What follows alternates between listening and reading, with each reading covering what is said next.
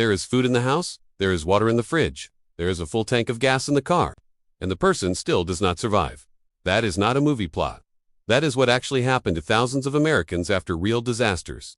Because surviving a disaster is not just about having supplies. It is about having the right supplies. And there is a big difference. FEMA, the Federal Emergency Management Agency, gives the public a simple checklist. 4. Basics: water, food, medications, documents. That is what most people see on the homepage of Ready.gov. But if you go deeper into their official guidance past the first page, you find something different. You find a longer, more specific list. Items that FEMA employees are trained to have at home. Items that actually decide whether you make it or not. Most people never read that far. Today, you will. Here is the pattern that repeats after every single major disaster in this country. After the Texas power crisis in 2021, over 700 people died. Many of them had food.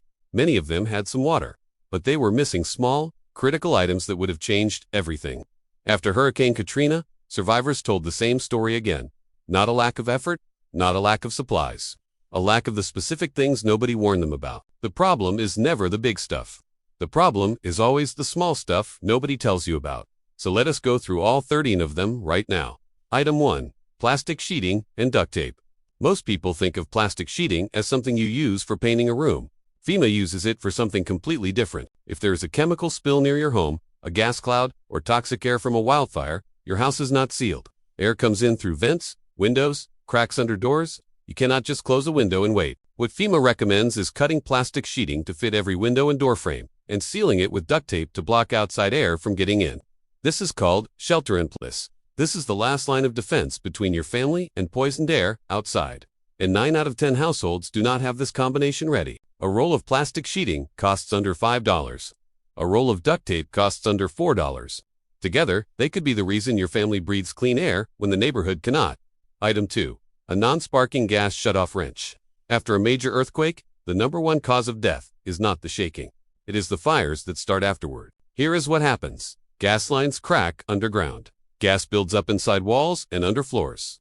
Then someone flips a light switch, or a refrigerator compressor kicks on, and the spark ignites everything. FEMA's guidance specifically mentions knowing how to shut off your gas line immediately after an earthquake. But you cannot do that with bare hands. You need a wrench, and not just any wrench, a non-sparking one, because a regular metal wrench can itself create a spark near a leaking gas line. This tool sits next to your gas meter. You never need to think about it, until the one day it saves your block. Item 3. A manual can opener. This one sounds almost too simple to take seriously. That is exactly why people skip it. Think about what most emergency food looks like. Canned beans, canned tuna, canned soup, canned vegetables. Every single one of them requires a can opener. During the Texas power crisis, people on Reddit shared stories of sitting in their freezing homes with shelves full of canned food and no way to open any of it. Their electric can opener was useless. Their phones were dead. Neighbors were in the same situation. One small hand-crank can opener, under $3, solves this completely. But it has to already be in your kit before the disaster. You cannot go buy one when stores are closed and roads are iced over. Item 4. Unscented bleach and a medicine dropper. After a flood or infrastructure failure, tap water becomes unsafe. Most people know this. What most people do not know is that you can purify water yourself using regular household bleach if you have the right kind. The CDC, the Centers for Disease Control and Prevention, has documented the exact process. Unscented liquid bleach with 6 to 8.25% sodium hypochlorite can be used to disinfect water, 8 drops per gallon for clear water, 16 drops for cloudy water. You let it sit for 30 minutes and it becomes safe to drink. One standard bottle of bleach can purify hundreds of gallons of water, but it has to be unscented. Scented bleach has added chemicals that are toxic when consumed, and you need a medicine dropper to measure the drops accurately. This combination, one bottle, one dropper, could supply your family with safe water for weeks. Item 5. A sanitation kit, waste bags, wet wipes, and zip ties. Nobody wants to talk about this one. That is why so many people are not ready for it. When the water system goes down, which happens in virtually every major disaster, toilets stop working. You cannot flush. And this is not just a discomfort issue. This is a health crisis. Within 72 hours of improper waste disposal, bacteria and disease start spreading. The CDC has documented outbreaks of cholera, dysentery, and E. coli following disasters where sanitation systems failed. FEMA's guidance covers this specifically. Heavy-duty plastic bags that fit over a toilet seat. Wet wipes for hygiene when water is unavailable. Zip ties to seal the bags tightly before disposal. It is not a pleasant thing to think about. It is one of the most critical things to prepare for. Item 6. A loud whistle. Your voice gives out faster than you think. If you are trapped under collapsed debris after an earthquake or a tornado, your first instinct is to scream. You scream for help. You scream until your throat is raw. Within minutes, your voice becomes a whisper. Within an hour, you may have no voice at all. A whistle does not get tired. A whistle does not go hoarse. A whistle can be heard through concrete and wood and dust and noise. 3 blasts on a whistle is the universal distress signal, and rescue teams are trained to listen for it. FEMA specifically recommends keeping a whistle in your emergency kit. A quality survival whistle costs less than $2 and weighs almost nothing. It is the loudest thing you can carry. Item 7. A spare pair of glasses. This one is almost never talked about, and it affects the majority of American adults. About 75% of adults in the United States need some form of vision correction. Glasses or contacts. In a calm, normal day, losing your glasses is an inconvenience. In a disaster, it can be fatal. Imagine evacuating a building after an explosion. Debris everywhere. Smoke in the air, people running in every direction, dangerous exits. And you cannot see more than a few feet in front of you. Contacts require clean water and clean hands to handle 2 things that are often unavailable in a disaster. And a single broken pair of glasses can leave a person functionally blind at the worst possible moment. FEMA's guidance includes keeping a backup pair of glasses or an updated prescription stored with your emergency supplies. If you wear vision correction, this is not optional. Item 8. Waterproof copies of important documents. After Hurricane Katrina, thousands of survivors could not access federal disaster aid, not because they did not qualify, but because they could not prove who they were. No ID, no social security card, no insurance documents, no birth certificate. Everything destroyed by flooding. FEMA delayed aid in many of these cases for weeks or months because identity verification was impossible. What FEMA now recommends, and what their employees are told to keep at home, is a waterproof pouch or Ziploc bag containing physical copies of a photo ID, your social security card, your insurance policies, your medical records, your bank account information, and your home lease or deed. These are the documents that prove you exist. Without them, the system does not know how to help you. Item 9. Cash, specifically. Small bills. ATMs go down. Card readers go down. Bank apps stop working. Online payment systems stop working. Every major power outage and every major infrastructure failure takes digital payment with it. In those moments, only physical cash works. But here is the detail most people miss. A $100 bill in a disaster is close to useless. Nobody has change. Sellers and vendors are dealing in small transactions. A $10 bill is worth $10. A $20 bill is worth $20.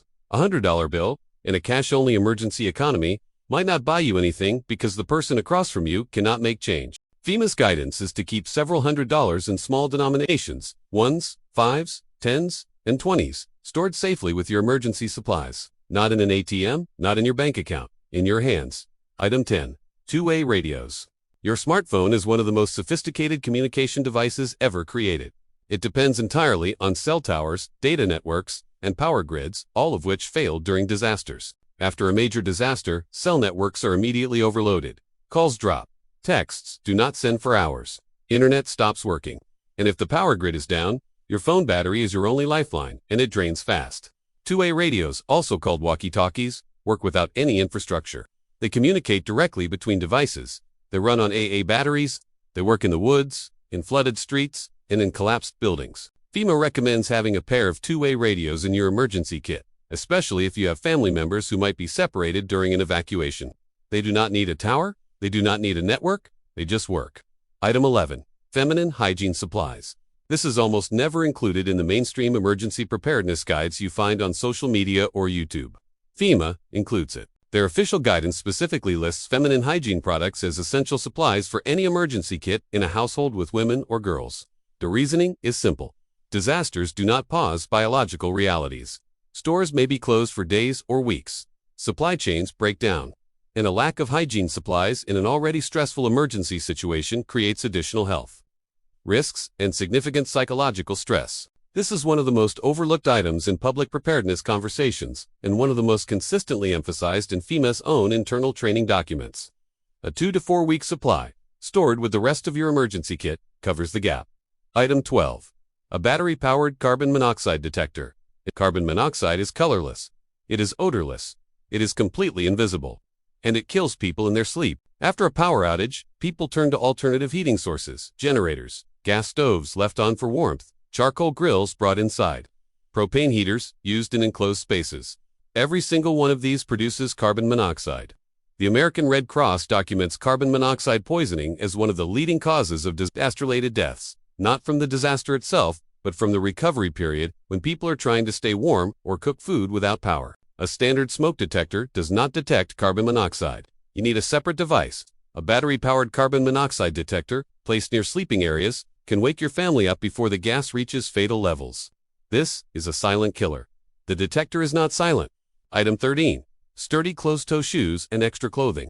There are documented cases from both Hurricane Katrina and the California wildfires of survivors who made it out of a disaster only to suffer serious injuries during the evacuation itself. Broken glass, metal debris, splintered wood, hot pavement, nails, contaminated floodwater. When people evacuate in a panic in the middle of the night, in the dark, without time to think, many are barefoot or wearing sandals or thin slippers. FEMA's guidance is specific. Keep one pair of sturdy closed-toe shoes next to your bed, not in the closet, not in the garage, next to your bed, where you can put them on in the dark in 30 seconds. Extra clothing matters too, particularly for cold weather emergencies, where hypothermia can set in within hours if a person is wet and underdressed. A change of warm clothes, sealed in a bag inside your kit, costs almost nothing and could make everything different. Here is the truth that connects all 13 of these items. None of them are expensive. None of them are hard to find. None of them require special training or special knowledge. The most critical items on this list: the plastic sheeting, the whistle, the can opener, the bleach cost less than $10 each. Survival in a disaster does not come from expensive equipment. It comes from small details that most people never think about until it is too late. And here is the line that summarizes everything you just heard. Most people read FEMA's first page. Survivors read the second page. The full checklist exists. The information is public. The problem is not access, it is attention. Now you have both. In the next video, I am going to show you exactly how to organize all 13 of these items into one compact, ready-to-go emergency kit, where to store it, how to check it, and how to build one for under $60. That video is already up. It is linked right here. And if this video gave you something real, something you are going to actually act on, share it with one person. Not for the views, because they probably have a kitchen full of canned food and no can opener. And now you know why that matters.